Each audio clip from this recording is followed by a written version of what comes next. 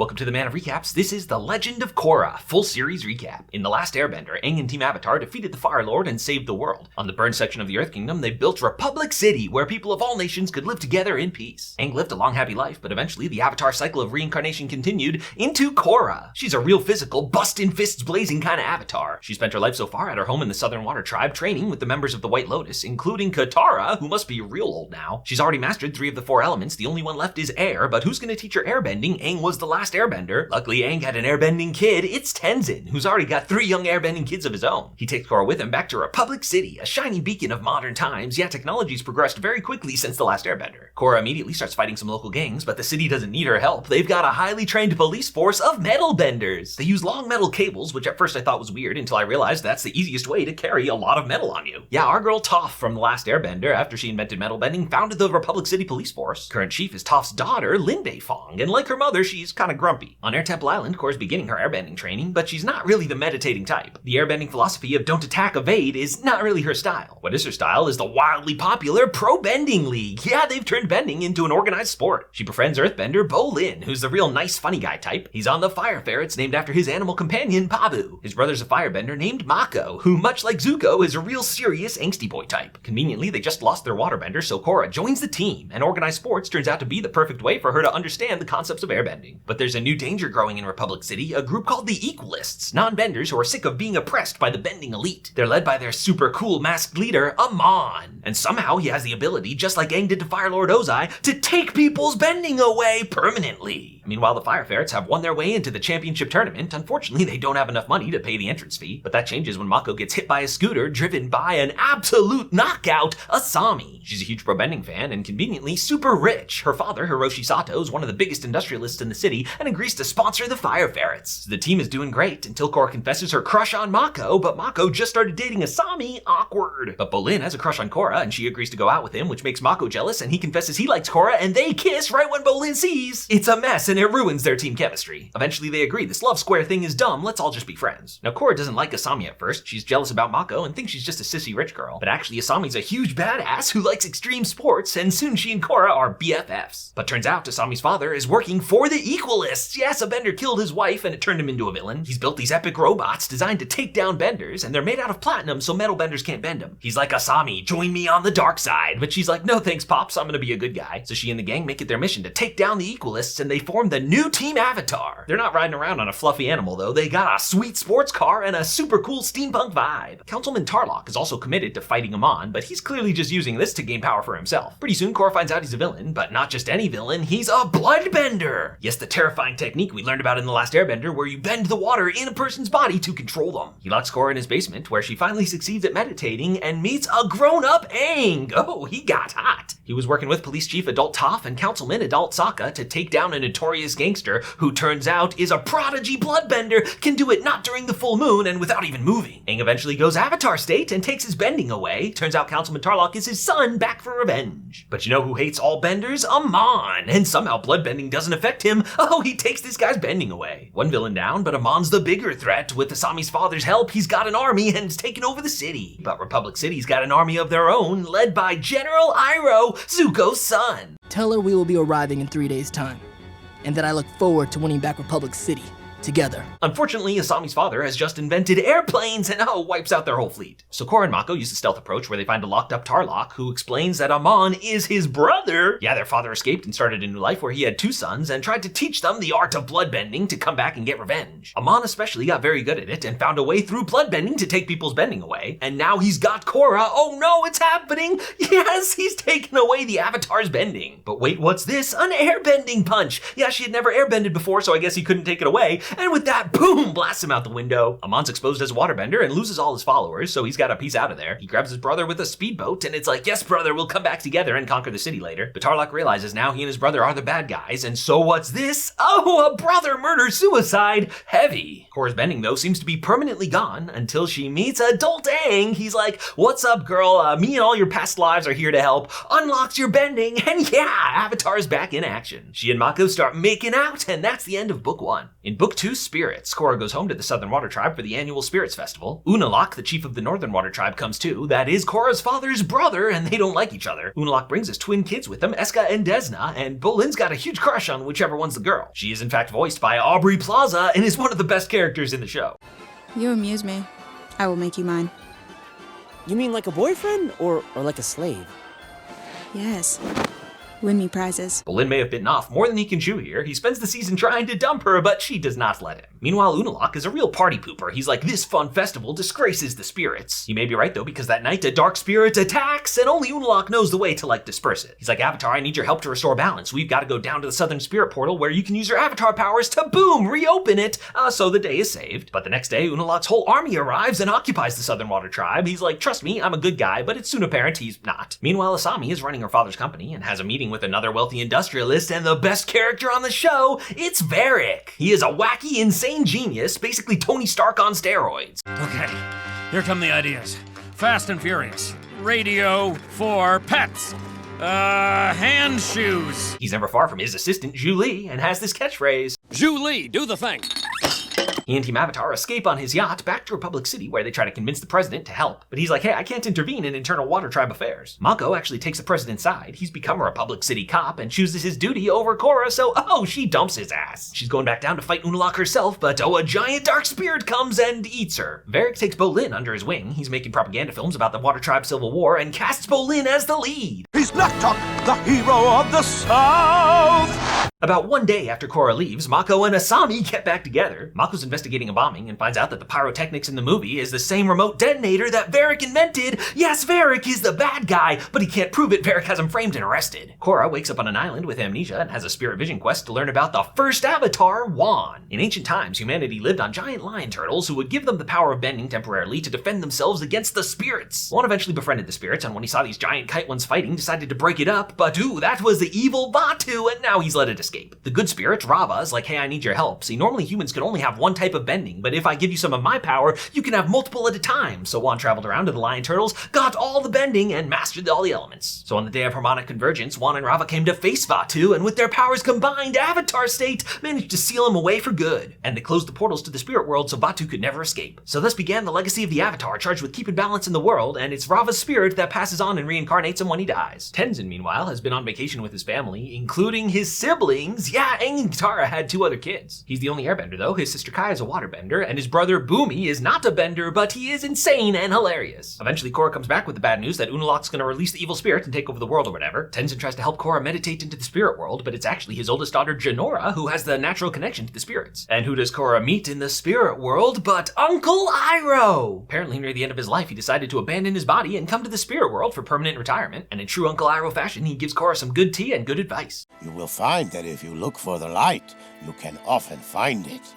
But if you look for the dark, that is all you will ever see. The mission's a huge failure though, because Janora gets captured and Unalaq forces Korra to open the other spirit portal. Back in Republic City, Bolin's a full-on movie star now, and the fictional Unalaq is carrying out his master plan while the real Unalaq's kidnapping the president. While Nuktuk saves the day on screen, Bolin saves the day in real life, but turns out they weren't sent by Unalaq, they were sent by Varric. Oh, the jig's up! Varric points out though that he's not really a bad guy. His whole plot to capture the president and blame it on Unalaq was just to get Republic City to join the war. If anything, he's the good guy. Korra comes back excited to see her boyfriend Mako. Yeah, she's got just enough amnesia she doesn't remember that they broke up, and the love triangle is back on. Anyway, Team Avatar's going to the North Pole to stop Unalaq, and long story short, they get to the spirit world just too late. It's harmonic convergence, and Vaatu is released from his prison. Korra goes Avatar State and fights this giant kite, but this time Vaatu's got his own human champion, and Unalaq becomes the Dark Avatar. They have an Avatar fight. Unalaq doesn't have all the elements, by the way, just water, but he does have a huge power-up and is able to pull Rava out of Korra. He starts bashing Rava directly, which erases Korra's past lives until, bam, Rava destroyed and the Avatar cycle ended. Then he turns into a giant spirit monster and attacks Republic City. Now, Republic City's not defenseless. It's got a strong modern army led by General Iroh, but they weren't prepared for a giant spirit monster, and Unalaq wipes out his whole fleet. Then Korra meditates in a tree and becomes a giant spirit of herself, and they have a huge kaiju fight in the harbor. We're in full anime mode now. I have no idea what's happening, but in the end, Korra's able to save a fragment of the spirit of Rava and destroy Unalaq, and Avatar's back in business. But the memory of all those past lives were were permanently erased, so that's kind of a bummer. Korra's gonna reseal the spirit portals, but she's like, wait a second, maybe I should leave them open and humans and spirits can live together in harmony. Tenzin, you're wise, what do you think? And he's like, Korra, I'm gonna be honest with you, I have no idea what's going on. I'm just sticking around because I heard season 3 is pretty cool. So now it's book 3 Change, where spirits have re-inhabited a world, which is nice, except that sometimes they do it in the middle of the city. But there's an unexpected side effect. Uncle Boomy is now an airbender. What? And it's not just him, a bunch of random people have suddenly developed airbending. Opening the spirit portals is bringing balance back to the world. So the gang's gonna fly around the world finding airbenders on Asami's awesome new blimp. By the way, Korra finally remembered that she and Mako broke up, and they agree it's best if we're just friends. Mako's very awkward for a bit around both Korra and Asami, but this just brings the girls closer together. Now Tenzin is very excited to rebuild the Air Nomad Nation, but turns out most people are not cut out to be monks. They find one promising recruit though, a young orphan named Kai, who starts out as a bit of a thief and a con artist, but eventually becomes part of the family. But now, in a secret prison on top of a mountain, is Zahir, a villain with a zen-like philosophy and a super cool voice. Lahima once wrote, "Instinct is a lie, told by a fearful body, hoping to be wrong." He was so dangerous he was locked up here without even being a bender, and now he has airbending, so he busts out of there no problem. He travels to a wooden prison in the middle of the ocean and tosses some rocks to his earthbending buddy, who's mastered a special technique of lava bending. In a metal prison in the middle of a volcano is a woman with no arms, but when they give her some water, oh, she's water-bending arms! What a crazy technique! These 3 breakouts attract the attention of our boy, Fire Lord Zuko. He teams up with Korra's dad to stop Zahir, but Zahir's too much of a badass. He rescues their firebender, a real tall girl with, oh, what's this? The Combustion Man tattoos? Yeah, sparky, sparky, boom! Now unaware of this trouble brewing, Team Avatar has made it to the grand metropolis of Ba Sing Se. Unfortunately, the modern era has only increased the divide between the rich and poor, as the new Earth Queen is a terrible person who cares more about her shrubberies than caring for her citizens. She tells Korra there are no airbenders in Ba Sing Se, which seems unlikely, and indeed the Dai Li are kidnapping them and conscripting them into an airbender army. Team Avatar won't stand for that and breaks them all out, which unfortunately makes them enemies of the Earth Kingdom. But all these new airbenders who can't go home are happy to join the new Air Nation. Team Avatar's last stop is the super cool new metal city of Zaofu. The Earthbenders here have turned metal bending into a true art form, and they're led by Zhu Yin Beifong.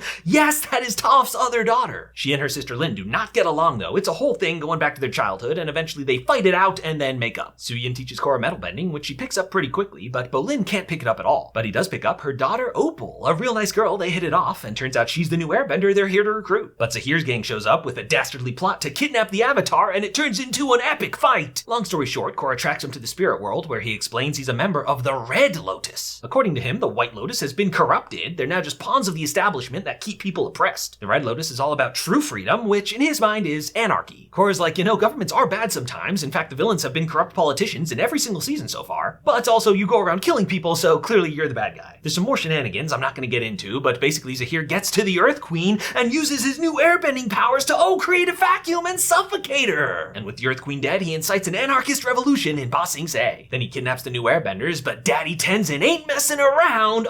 He shows him what a real airbending master looks like. Zahir captures Korra, but he's cornered on the mountaintop, but he's been studying the teachings of this ancient air master. Let go your earthly tether. Enter the void. Empty and become wind. Zahir's like, all right, let's do this. Falls off the mountain, but he can fly now. All right. The rest of the gang is having some lava trouble, so Bolin steps up and he figured out lava bending. Congrats, buddy. So Zahir wants to kill the Avatar by poisoning her with some metal so she'll go into the Avatar state and kill her, then ending the cycle of reincarnation. Only flaw in the plan is that when she goes into the Avatar state, she's real strong and busts out of there. So Korra and Zahir are flying around having a big old fight, but the poison's still in her system. It's weakened her. Zahir's got the upper hand and he's starting to suffocate her. But wait, what's this? It's all the new airbenders forming a big old tornado to give Korra the upper hand and take Zahir down. They get the poison out of Korra, and Zahir is defeated, so the day is saved. Except the poison took a huge toll on Korra's body. She's grievously injured. Will she ever be the same? So now it's time for Book 4, Balance. There's a 3-year time gap, and the Earth Kingdom is still in anarchy. Luckily, the new airbenders are here to save the day with their updated modern wingsuit uniforms. Cool. But they're not the only ones keeping peace in the Earth Kingdom. On an awesome new metal magnet train, the Zaofu security forces are here, led by Kuvira. She's bringing order to the chaos and reuniting the fragmented Earth Kingdom. In fact, Bolin is here working for her, as well as Varric. But the stability she offers comes with a steep price. These mostly autonomous provinces must hand over full central control directly to Kuvira, the Great Uniter. Now, the heir to the Earth Kingdom is Prince Wu, a spoiled brat living it up in Republic City with Mako as his security chief. But Kuvira's like, hey, does anyone really want this guy to be their king? I think the time of monarchy's over. I declare a new Earth Empire. What does the Avatar have to say about this? Well, Korra's missing in action. She spent a long time recovering down at the South Pole and finally decided to symbolically cut her hair and travel the world to find herself. She's in a bad way though, being haunted by herself, and finally finds our girl Toph. Yeah, just the Toph we remember from Last Airbender, except super old now, hermit living in a swamp. She can sense there's a little bit of the metal poison left in her system, and long story short, helps Korra get it out of her. So Kuvira's army is headed back to Zaofu to take it by force if necessary, but the Avatar is here to stop her. She fights Kuvira one-on-one, but Korra's still not really on top of her game, and Kuvira absolutely trashes her. Around this time, Bolin realizes he's working for the bad guy, and Varric comes to the same conclusion. In fact, Varric's been experimenting with spirit vines as a source of energy, but turns out they're way unstable and explode. Kuvira wants Varric to weaponize it for her, but he refuses, so he's under arrest. But what's this? His loyal assistant, Julie, abandons him. She's like, yeah, he treats me like garbage, makes me scrub his feet and stuff. Guards, do the thing. No! Not the thing! Luckily, Varric and Bolin managed to escape and get back to Republic City to warn them of a new superweapon. Earlier, Bolin and Opal had a huge fight and broke up because he didn't realize he was working for the bad guy, so now he's doing whatever it takes to win her back, including going on a secret mission to rescue her family, along with her grandma Toph. The family gets rescued, but the Spirit Vine super cannon is complete. Julie helped build it, but it keeps malfunctioning, and pretty soon Kuvira realizes that Julie was lying to her. She's always been loyal to Varric and a good guy. Then the Beifongs bust in, have a big ol' metal bending fight. Toph unleashes a huge earthquake, but they're outnumbered and have to escape. Bolin's redeemed himself, he and Opal get back together, and Varric and Julie are reunited, but she's like, hey mister, some of the stuff I said about you not appreciating me was real, so you better shape up. Now the world can't really stop Kuvira, so the plan is to just let her have the Earth Kingdom, but Kuvira looked at a map and decided that Republic City should be part of the Earth Empire. It's time to invade. Now Republic City's not defenseless, they've got a strong modern army, still led by General Iroh. The only problem would be the super spirit cannon, but that's stuck on the train tracks, except Kuvira's ditched the train and mounted the cannon on a ridiculous giant robot.